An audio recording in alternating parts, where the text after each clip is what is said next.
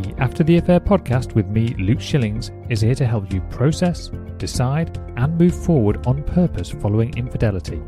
Together, we'll explore what's required to rebuild trust not only in yourself, but also with others. Whether you stay or leave, I can help. And no matter what your story, there will be something here for you.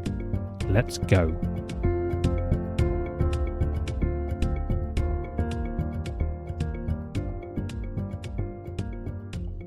Hello, and welcome back to the After the Affair podcast with me, Luke Shillings. You're listening to episode number 158. I'd like to talk about something that I see both with clients and in many of the messages that I receive from listeners. And it's this cycle that happens in relationships after betrayal. It goes something like this: conflict, a fight or a trigger, disconnect, maybe silence, distance, even thoughts of leaving, then repair, an apology, a promise, a moment of reconnection, which then finally brings hope. And then it starts again. Conflict, disconnect, repair, hope.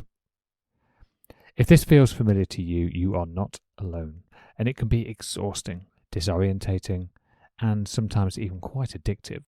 So today I want to break down why this cycle is so powerful, what it costs you, and how perhaps you can start to step out of it. So let's map this out. It usually kicks off with a conflict or a trigger of some sort. Sometimes it's obvious, a heated argument, which is a clear reminder of the affair, or even another breach of trust. Other times it's tiny, a late text reply, a shift in tone, a look that lingers just a little bit too long, and suddenly your body reacts like an alarm is going off. That conflict sparks disconnect. One or both of you begin to pull away. Maybe door slams, maybe there's a night in separate rooms, maybe it stretches into days of silence. And in that space, the questions creep in. Is this really working? Can I do this? Is this relationship even salvageable? Then comes the repair. It might be an apology, words of reassurance, or that familiar promise, I'll do better, things will change. Sometimes there's even a moment of real vulnerability, a glimpse of the partner you've been desperate to see again, the one who makes you believe it might all be worth it. And with that, the repair brings hope. It's a sudden rush of relief. Suddenly your shoulders drop, the chest feels lighter, and you let yourself think maybe this time it's different. Maybe we've finally turned a corner.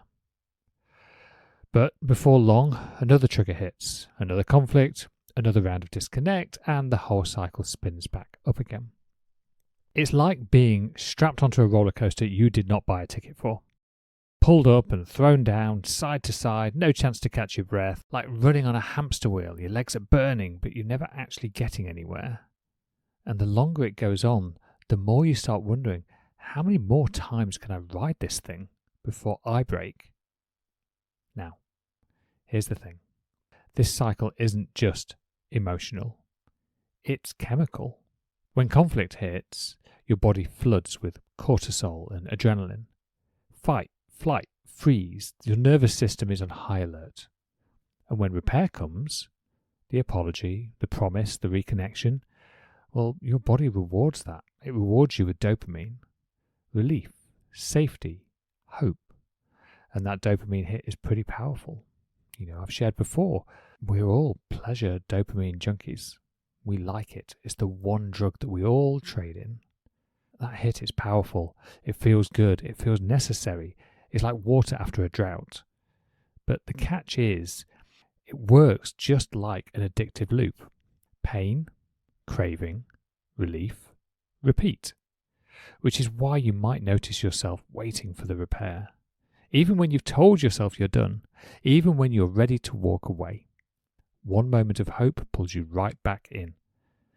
Now that's not weakness. It isn't a lack of willpower. It's biology. It's your brain doing exactly what it was designed to do. But if you're not aware of it, biology itself can keep you stuck. Here's the problem. When this cycle repeats often enough, It's not just exhausting, it's destabilizing. Your system never fully recovers before the next drop. You still feel tender from the last blow, and then another one comes. It's emotional whiplash, and over time it reshapes the landscape of your relationship, because every promise of change that doesn't stick is a lesson. Your nervous system learns, don't believe it. It doesn't matter how heartfelt the apology sounds in the moment. If it's not backed up by consistent action, your body keeps the score. Your trust begins to erode drip by drip, and then there's clarity, or, well, lack of it. When you're living on a diet of temporary highs, it's hard to measure the progress. You can't tell if something's actually improving or if it's just being soothed enough, just enough to hang on until the next storm. Hope is beautiful. It's necessary, but hope without evidence? Well, it's not really hope. It's attachment. That's clinging to a cycle because the highs feel better than the lows, even if nothing is truly changing.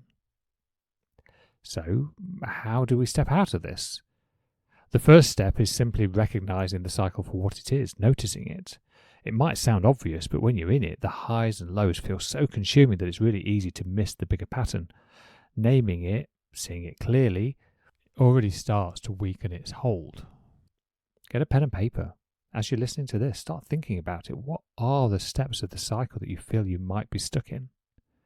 Second, ask yourself, is the change I'm seeing real, or is it just words? Evidence matters. Intentions are good, of course, but unless they're followed up by actual meaningful behavioural changes, then they don't really count for a great deal. Apologies are easy. Promises are easy. Tears and regret can feel very, very convincing. But what happens 2 weeks later? Or 2 months? Does the behaviour follow through? Do you see consistency, even in small ways? Or does it all just reset back to the same old loop? Third, consider what it would take to interrupt the cycle.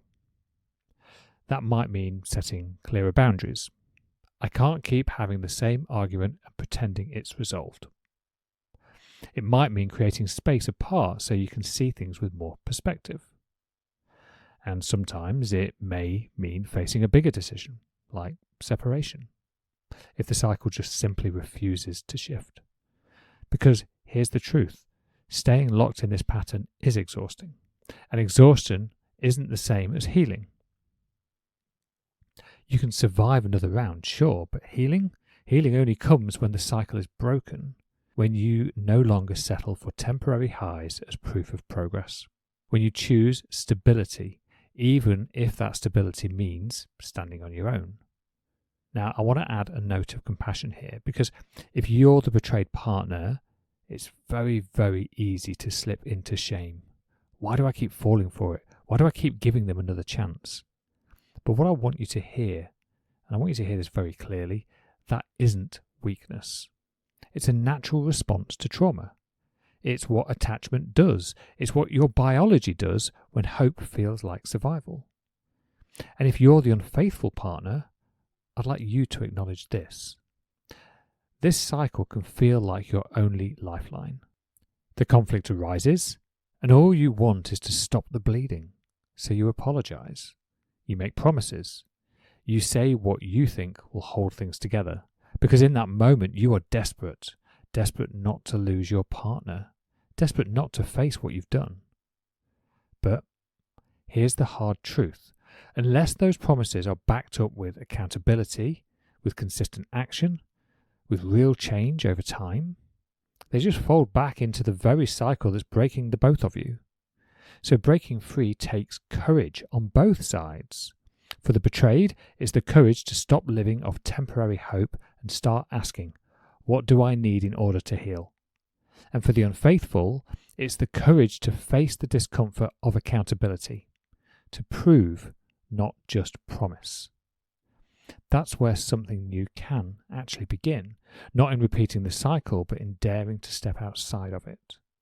So, if you find yourself caught in this loop of conflict, disconnect, repair, and hope, know that you're not imagining it.